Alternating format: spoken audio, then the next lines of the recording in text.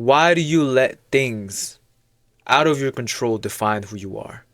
And why don't you let things that you do determine that good for yourself?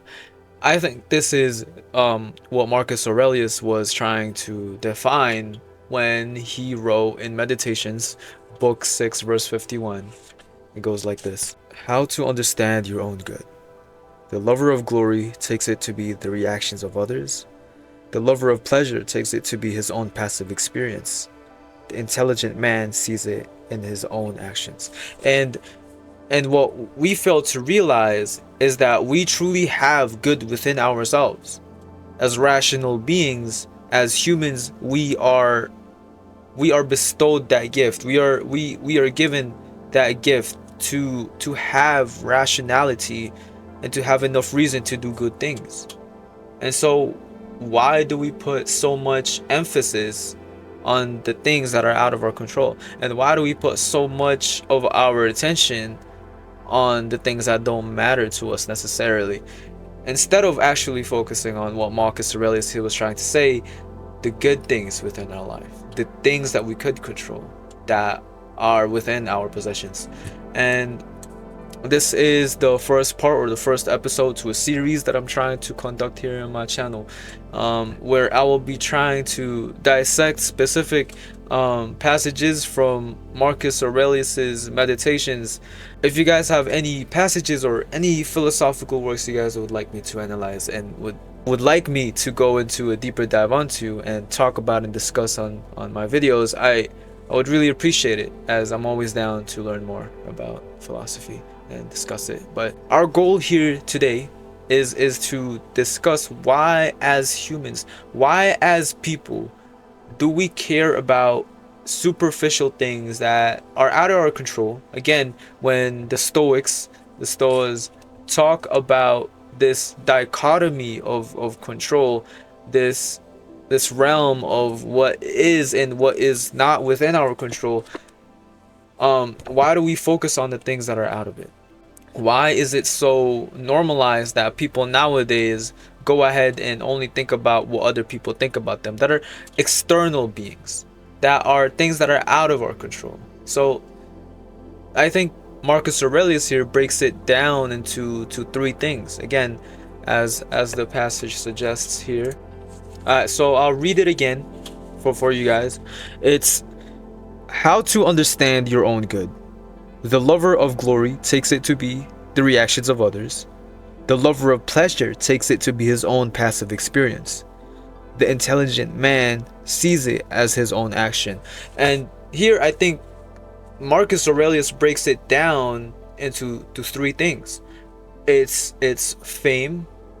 As people, we are social creatures, right? That's one of the things that we look for, is fame, reputation, and how other people sees us, because that not only is it a natural thing, it is also a biological factor that as a species we evolved to have, because by being seen as good, then that was how we were able to socialize, and perhaps how we were able to evolve into the species that we now are. And I think that a lot of people, especially nowadays, now that we are so interconnected and so globalized, is that this upbringing, again, I always talk about, and I always bring up this fact about social media, but the thing is, we are so influenced by it, right? I mean, I'm here talking to you on YouTube. You're listening to me while I make this video on YouTube, which is a social media platform. And a lot of people my age, a lot of people, everyone in the world have TikTok, Instagram, and all these things where you can just post about your life. You post about highlights, you post about it's I guess it's all about this sense of, now that we have this male performative male epidemic, like we like to say, is, I think, it ties into this as people trying to be seen with high reputation, with high respect and with love. Because to think about it, like, as people, we want to be seen. We want to be seen as people who are respected. We want to be not just seen but respected too. We want to be loved. We want to be revered. And it's a natural thing to want that. I'm not saying that just because of this that you should go ahead and criticize yourself for wanting to be revered and respected. I'm saying stop putting your focuses, or at least Marcus Aurelius is saying, stop putting your focuses on just being just having this reputation. Reflect. As I'm going to discuss that reputation is really just an external. Because at the end of the day, can you really control what other people think about you? You can try to control your actions. You can try to control the things you do so that other people will see you in the way that you want to see them, that you want them to see you. But at the end of the day, can you really influence them to think a certain way about you? Like you can go ahead and do your hair and put on clothing, but put on, the most fashionable and trendy clothing you could find. But at the end of the day, it's really up to them to think if you're fashionable. It's up to them to think you're attractive. And it's up to them to think if you're respectable. And I'm not here saying that you shouldn't go out there and try to do respectable things. I think it's admirable. I think it's a good thing to act on virtue, which is what I will be touching upon on my last point. And basically, I'm just saying here that when Marcus Aurelius says that the lover of glory here seeks reputation, it's kind of us like going out and just posting highlights upon ourselves and our lives. And now that we have this other term, we just LARP. We love to LARP. Why do we love to LARP? Why do we love to be posers? Why do we love to be pretentious, to pretend? Because it gets other people to like us. But then, is that really rational? Is LARPing for the sake of other people just liking you, or is just acting a certain way so that so and so will like you for who you are, for who they think who you are being like at that moment? Is that really a rational thing to do? Because at the end of the day, you can't really control that.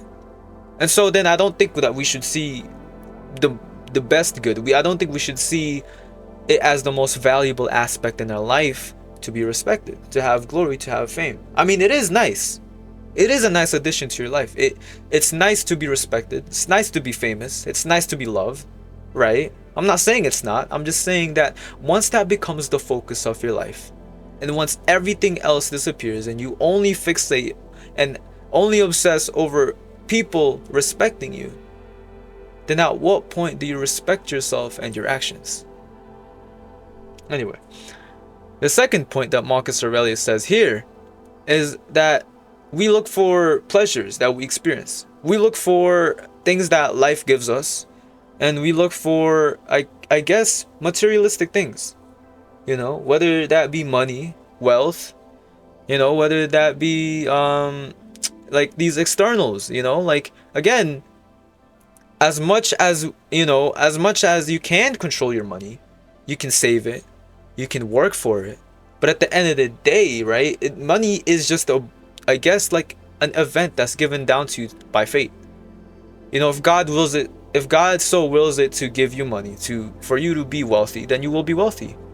And if some sort of nature makes you so poor, then it's just an external that you cannot control. And basing your worth and basing your good and your value within wealth and these materialistic things and pleasure, right? It's like building a house on unstable foundation, right? It's like putting all your eggs in one basket, and it's just not gonna work out because it's unstable, right? Happiness is supposed to be stable. It's supposed to be, it's a state of being happy. Is the goal of being happy is to stay as happy as you can. It's to stay as happy for consistently, I guess, right? In my words, I guess that's how I believe it. So, but if you were to put your values into things that you can't control, if you were to put your values into things that you can't control, and if you were to put your happiness into things you can't, well, then your happiness will be like this, like a roller coaster. You can't control it. It's like a wave, you can't control it no more, because it's not up to you whether you're happy anymore. It's up to the world. It's up to the events and the externals, right? And I think we failed to see that. And I think that we should really focus as people to not put our values into external things, and to discern and to have a rational mind, to have the ability to discern which is an external and the things that are in our control. Let me give you an example, right? A lot of people within our day and age, of course, especially people my age. I'm 16 currently. I'm in high school and I'm actually fairly young. Um, I have a lot of friends that look for love, which is, you know, understandable, and understandably so, because I also looked for relationships. I also dated girls. I'm not here to go out and condemn people for, you know, trying to look out for love. No, actually, no. I think love is a great thing, but putting your value within relationships when it's so external, right? And this kind of goes hand in hand with that reputation thing, is that you cannot control what the other person thinks about you. And, you know, as much as you try to, you know, try to influence the other person, ultimately it's up to them to decide whatever they think about you. It's up to them to decide whether they still love you or whether they don't anymore, and whether they will date you or whether they won't like you. And putting your values on that, especially when it's so external, like, again, I keep using that word because it's so important, I can't stress this enough.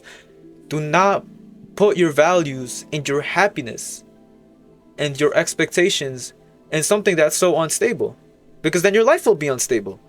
Your life will be unstable. I'm telling you right now. If you go out there and you put your value in your money, I mean, you can.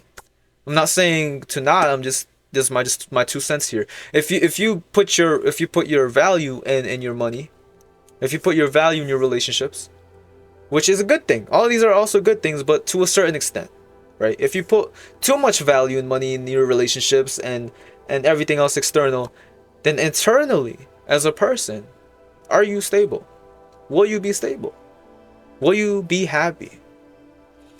There's this quote that I like to say that I've heard from somewhere. I forgot, but happiness is a state of doing. It isn't a state of being. Okay, it's not natural enough to just come to you because it just comes. No. I think happiness is exercise. And what do I mean by happiness is exercised, other than that happiness is produced through doing good things? And this is Marcus Aurelius's third point, which is what truly matters: our actions. Okay, now that we talk about like the 2 points out of the 3 that Marcus Aurelius talked about, the 2 of them, fame, popularity, and then the external part of pleasure and worldly material, those 2 are externals. They're indifferent, right? Now it's regular, it's natural to care about them, it's human. But I don't think that we should focus on them so much to the point that we lose sight of our actions, which is our third point, which is the most important part, which is your virtues, your actions. As long as you act virtuous, or try to, you are stable as you have control of it, right? You have control over your actions. No one else can take that away from you, right? Look, you know, you might come to me, well, Julian, what if someone is forcing me to do such so and so, right? Well, then ultimately that is your choice to do so, because you value that thing that they're threatening you with so much to the point that now you decide upon the fact that you were doing what you're told, right? If you pointed the gun at someone, or somebody pointed a gun at you and they told you to do something, well, you'd certainly do it because you value your life. And at the end of the day, it's not their decision to try and get you to make that decision. It's your decision to value your life enough to do whatever they told you to do. Right? Right? It's the same thing, right? Like, nobody likes to work. Right? I don't like to work, okay? Like, you know, I like to make money, but I don't think people get up in the morning and be like, woohoo, yes, I'm going to work, yes, I love it. You know, like, we're not like SpongeBob going to the Krusty Krab and, be trying to become like the employee of the month. Unless you do so, well then go ahead, knock your socks off. I don't care. Then I think a lot of people go to work because why? They value the money. They value making wealth for themselves, and they value, I don't know, when if rent is due, then it's not necessarily that their manager is controlling their thoughts to the point that they go to work. It's them valuing something, and ultimately they're deciding to go and do that action because they decided to, right? I decided to go to work. My manager didn't tell me to do so. Like, I get up in the morning and I go to work, not because I was told, but because from what they told me, I decided to comply. And then, so that goes ahead and revolves around my third point, that actions, your actions, if they are moral and if they are rational, nothing can ever take away from you, because at the end of the day, it's your decision. It's your rational mind that is making this decision to do good, right? To do good, whatever you think is good. And focusing on doing what is right is what truly matters and what defines as good in your life, right? And I think there's a sense of pleasure that comes with acting virtuous.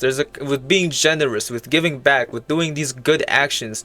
You also find happiness within them. You also find stability within them. Because then again, my point is that you control these actions, and they're ultimately up to you. So then they're stable, right?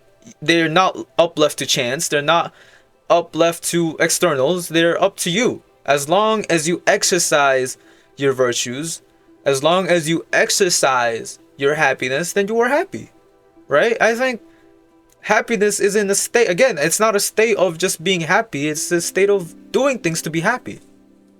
Again, doing things for yourself, doing things that matter to you, and doing things that matter, truly are morally right and virtuous things to do, are what makes us happy, are what makes us feel good and makes us good as rational human beings.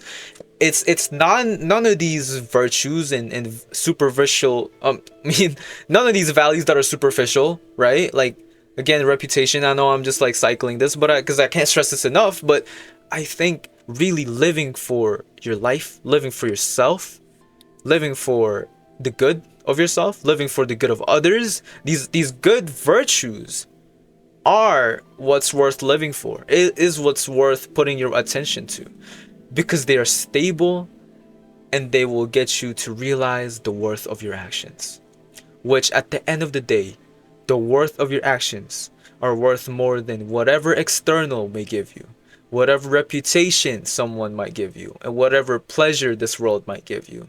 It outweighs all of that. And I think that's what it means to truly be a good person. And I think that's truly how you find good within yourself. So don't let someone on social media LARPing about being on a boat ruin your day, because at the end of the day, they could be shitty people. So, yeah.